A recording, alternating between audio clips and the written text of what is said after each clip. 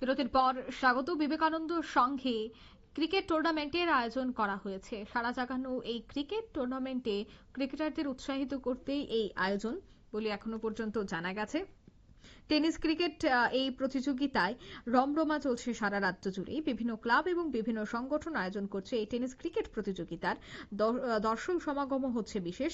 আমতলীতে কমল cup এবং গত রবিবার সমাপ্ত হলো। সেদিকে আমতলী মাঠে তিল ধারণের জায়গা ছিল না, উপচে পড়েছিল দর্শক। কলেজ টিলায় বিবেকানন্দ সংঘ 3 দিন ব্যাপী যুব কাপের আয়োজন করতে যাচ্ছে। আজ এক সাংবাদিক সম্মেলনে বিস্তারিত তুলে ধরেন ক্লাব কর্তৃপক্ষ। কি জানাচ্ছেন, কি তুলে ধরছেন শোনাচ্ছি। সাহেব শ্রী দীপক মজুমদার মহাশয় উপস্থিত থাকবেন, আমাদের বিভিন্ন ওয়ার্ডের কর্পোরেটরগণ।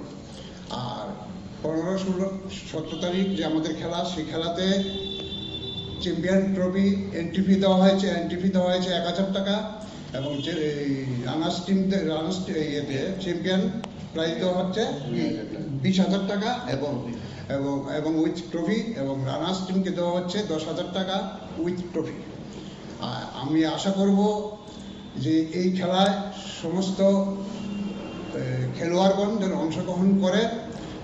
আর আমাদের খেলা পরিচালিত করবে টিসিএফ থেকে খেলাটা পরিচালনা করবেন, এবং আম্পায়ারের যে সিদ্ধান্ত থাকবে সেই সিদ্ধান্তে বলবৎ থাকবে।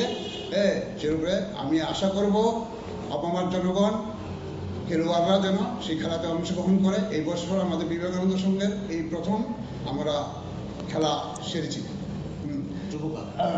আমাদের আপনারা শুনলেন তাদের বক্তব্য। আগরতলা কলেজ টিলার বিবেকানন্দের সংঘের উদ্যোগেই এই ক্রিকেট টুর্নামেন্টের আয়োজন করা হয়েছে। মুহূর্তের সংবাদ পর্যন্ত আমাদের পরবর্তী নিউজ এবং আপডেট দেখার জন্য অবশ্যই চোখ রাখবেন শুধুমাত্র নিউজ ভ্যানগার্ডের পর্দায়। ধন্যবাদ।